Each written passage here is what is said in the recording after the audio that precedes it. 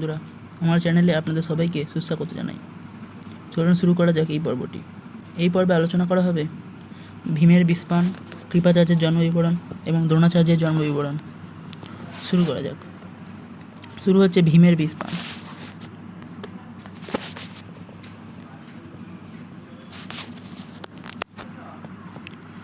মুনি বলিলেন, রাজা শুনো তদন্তরে, পুত্র সহ কুন্তী দেবী রহে অন্তঃপুরে। কৌরব পাণ্ডব ভাই পঞ্চোত্তর শত, বেদশাস্ত্র অধ্যয়নে সবে পারগত। বালকের ক্রীড়া যত আছয়ে সংসারে, ক্রীড়ায় উত্তম সবে সদা ক্রীড়া করে। ক্রীড়ারসে বলে শ্রেষ্ঠ পঞ্চসহোদর, সবার অধিক বলে বীর বিকদর। মহাবলবন্ত ভীম দেখি যেন, তাহার সদৃশ্য নাহি ভাই একজন। ধাইতে পবন সম সিংহ সম হাঁকে, আস্ফালনে গজ সম মেঘ সম ডাকে। যেই দিক দিয়া ভীম বেগে যায় চলি, 10-20 বৃক্ষে ফেলে ভুজাস্ফালে ঠেলি। ক্রোধে সব সহোদরে ধরি একেবারে, অবহেলে বৃকদর শরীর ঝাঁকারে।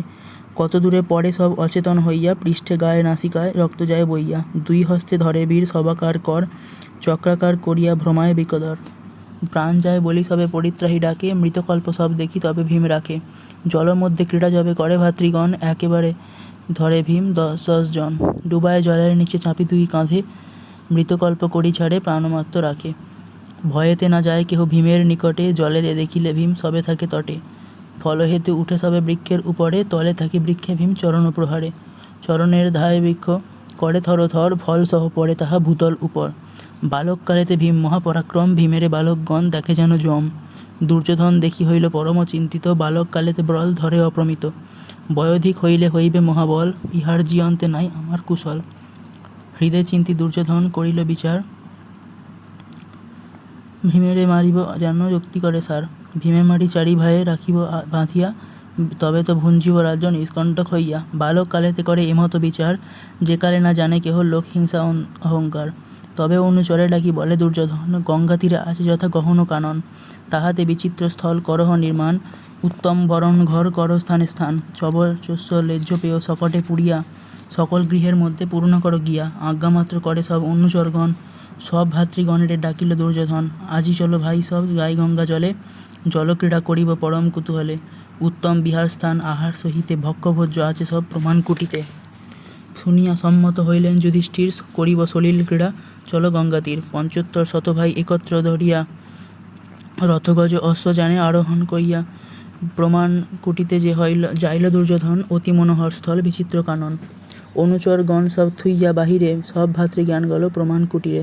একত্র হইয়া সবে আসনে বসিল, নানা দ্রব্য উপাচার খাইতে লাগিল। উপাচার পুরো করি অঞ্জলি অঞ্জলি, একজন মুখে দেয় 8 জন তুলি। হেনমতে কুড়ুপতি দুর্যোধন, খাদ্যসহ কালকূট ভীমে করে দান। কালকূট পান করিলেন বিকদর, দুর্যোধন হইল বড় হরিষ অন্তর। এই রূপে দুর্যোধন করেন ব্যবহার, ইহার বৃত্তান্ত কেহ নাহি জানে আর। তবে সবে ভাতৃগণ গেল গঙ্গা জলে, জল ক্রীড়া আলম্বিল মহাকুতূহলে। কেহ উঠে কেহ ডুবে কেহ ফেলে জল, ক্রীড়ায় হইল ক্রমে ভীম মহাহীন বল।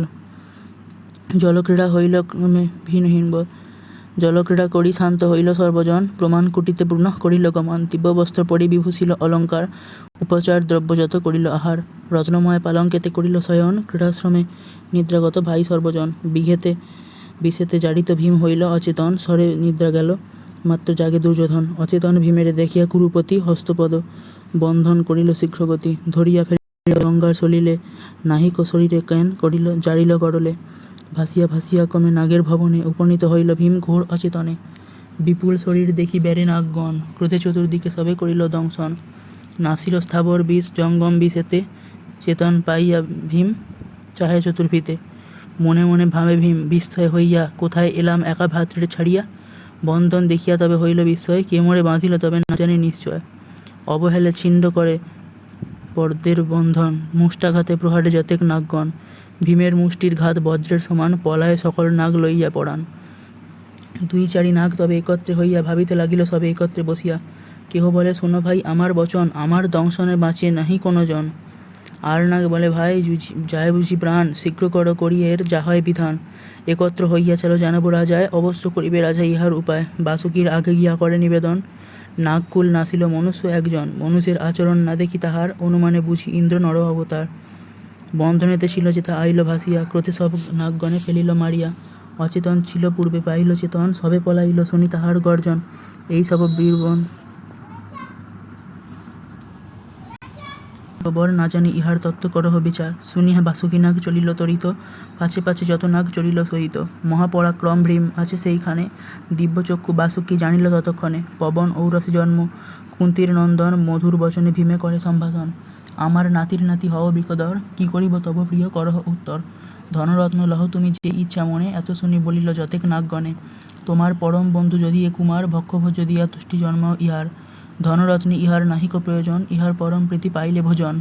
ইহারে লহিকা গৃহে করহ গমন, যাহাতে এ তৃপ্ত হয় করিয়া রাজন। এত শুনি ফণিরাজ লইয়া বৃকদরে, গৃহে লইয়া বসাইল পালঙ্ক উপরে। নাগের আলয়ে আছে সুধাকুণ্ডগণ, ভীমে বলে কর পান যত লয় মন। সহস্র মাতঙ্গ বল এক কুণ্ড পানে, যত ইচ্ছা তত পান কর এক্ষণে। একে বৃকধর তাহে পরিশ্রমে ক্ষুধা, তাহে লোভী অপূর্ব পাইল কুণ্ড সুধা। একে একে অষ্টকুণ্ড পান সে করিল, চলিতে নাহিক শক্তি উদর পুরিল। রত্নময় পালঙ্কেতে করিল শয়ন, হেথা নিদ্রা অবসানে কুরুপুত্রগণ। গৃহেতে যাইব হেন করিল বিচার, রথে অশ্বে গজে উঠে চড়ে যে যাহার। ভাতৃগণে ডাকিয়া কহেন যুধিষ্ঠির, সবে আছে না দেখি কেবল ভীমবীর। ফল হেতু ভীম গিয়াছে কাননে, গঙ্গা জলে গেল কিবা বিহার কারণে। ভীমের উদ্দেশ ভাই করো সর্বজন, চতুর্দিকে ভাতৃগণ গেল ততক্ষণ। কেহ গেল গঙ্গা তীরে কেহ বনভাগে, ভীম ভীম বলি কেহ ডাকে চতুর্দিকে। না পাইয়া বাহুরিল সব ভাতৃগণ, ভীমেরে না পাই ভাই বলে সর্বজন। শুনি যুধিষ্ঠির হইল বিরস বদন, কোথাকারে গেল ভীম না জানি কারণ। কেহ বলে বৃকদর ছিল এইক্ষণ, কেহ বলে আগে ঘরে করিল গমন। অসন্তোষে যুধিষ্ঠির উঠি শীঘ্র করি, গৃহে গিয়া দেখেন জননী একেশ্বরী। মায়ে দেখি জিজ্ঞাসেন ধর্মের কুমার, গৃহে কি এসেছে মাতা? ভাই বৃকদর গৃহের মধ্যেতে না দেখি যে কারণে, পাঠাইলে কোন স্থানে বুঝি অনুমানে। ভীমে না দেখিয়া মোর স্থির নহে মতি, ভীমের কুশল মাতা কহ শীঘ্র গতি। জয়স্থল দেখিলাম কানন নগর, কোথাও না পাইলাম বীর বৃকদর। শুনিয়া বিষণ্ণ মনা হয়ে ভোজসুতা, বলিলেন ভীম নাহি আইলেক হেথা। কোথাকারে ভীম তবে করিল গমন, শীঘ্র গিয়া বিদুরে জানাহ পুত্রগণ। আইল বিদুর তবে কুন্তীর আদেশে, বিদুরে কহেন কুন্তী গদ গদ ভাসে। ভাই সহ গেল ভীম ক্রীড়ার কারণে, সবে এলো বৃকদর না পাইল কেনে। দুষ্ট দুর্যোধন তারে দেখিতে না পারে, ক্রূঢ়মতে নির্লজ্জ সে মারিয়াছে তারে। নিশ্চয় মারিল ভীমে করিয়া মন্ত্রণা, হৃদয়ে অস্থির চিত্রে হইল যন্ত্রণা। বিদুর কহিল কুন্তী একথা না কহ, আর চারি পুত্রের জীবন যদি চাহ। দুষ্টমতি দুর্যোধন বড় দুরাচার, ছিদ্র কথা শুনিলে করিবে অবিচার। এত শুনি কুন্তী দেবী করেন ক্রন্দন, ভূমে গড়াগড়ি যায় ভাই চারিজন। ভীমের শোকেতে বড় পাইয়া সন্তাপ, অধমুখে কাঁদে সবে করিয়া বিলাপ। ক্ষণেক চিন্তিয়া তবে কহিল বিদুর, না করো ক্রন্দন সবে শোক করো দূর। ব্যাসের বচন তুমি ভুলিলা এখন, পৃথিবীতে অবদ্ধ পাণ্ডব পঞ্চজন। ব্যাসের বচন কুন্তী কভু মিথ্যা নয়, এখনই আসিবে ভীম নাহিক সংশয়। এত বলি প্রবোধিয়া গেল নিচ ঘর, শোকাকুল মতি সেই চারি সহোদর। হেথা নাগ লোকে নিদ্রা যায় বিকদর, নিদ্রাভঙ্গ হইল অষ্ট দিবস অন্তর।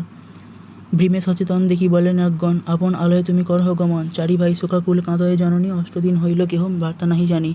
এত বলে নাগগণ নানা রত্ন দিয়া, কাঁধে করি প্রমাণ কুটিতে লইয়া। তথা হইতে চলে বীর মত্ত গজগতি, আপন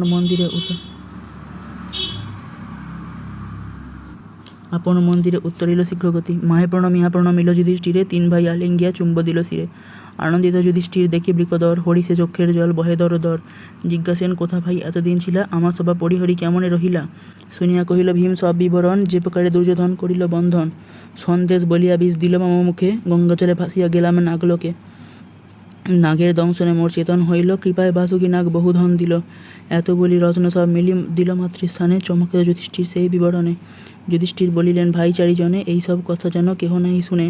দুর্যোধন দুষ্ট, কেহ না যাবে বিশ্বাস, একাকী কেহই নাহি যাবে তার পাশ। হেনমতে বিচার করিয়া পঞ্চজন, সেই হইতে বাল্যক্রীড়া করিল বর্জন। মহাভারতের কথা অমৃত সমান, কাশিরাম দাস কহে শুনে পুণ্যবান। শেষ হলো ভীমের বিষপান। শুরু হচ্ছে কৃপাচার্যের জন্ম বিবরণ। মুনিবরে কহে পরীক্ষিতেরও কুমার, বিস্তারিয়া কহ মোরে ঘুচুক আধার। তদন্তর কি করিল পাণ্ডবেরও স্বামী, তব মুখে শুনিয়া কৃতার্থ হই আমি। মুনি বলে শোনো রাজা, পাণ্ডব চরিত্র যাহার শোভনে হয় জগৎ পবিত্র। তবে কতদিনে ভীষ্ম গঙ্গার নন্দন, অস্ত্রশিখা হেতু নিয়োজিল পৌত্রগণ। সর্বশাস্ত্রে বিশারদ কৃপাচার্য নাম, শরদ্ধান ঋষিপুত্র হস্তিনাথে ধাম। পঞ্চোত্তর শত ভাই কৌরব পাণ্ডব, কৃপাচার্য ধনুর্বেদ শিখালো স্বভাব। জন্মেজয় বলে কহ শুনি মহাশয়, ক্ষত্রধর্ম কইর কেন ব্রাহ্মণ তনয়। মুনি বলে নৃপতি করহ অবধান, গৌতম ঋষির পুত্র নাম শরদ্ধান। শরদ্দার নাম হইল সহ জন্ম। ধনুর্বেদে রত হইল তেজি দ্বিজ কর্ম। বেদশাস্ত্র নাহি পড়িল ধনুর্বেদে মন। তপবন মধ্যে তপ করে অনুক্ষণ। তার তপ দেখিয়া শশাঙ্ক শতক্রতু সৃজিলেন উপায় সে তপভঙ্গ হেতু। জ্ঞানপতি দেবকন্যা দিল পাঠা ইয়া। যথা তপ করে তথা উদ্ধারিল গিয়া। কন্যা দেখি শরদ্দান হইল ধৈর্য। ধনুস্বর বসিল স্খলিত হইল বীর্য। স্খলিত হইতে মুনি হইল সচেতন। যে সেবন তেজিয়া মুনি গেল অন্য বন। যাইতে ঋষির বীর্য পড়িল ভূতলে।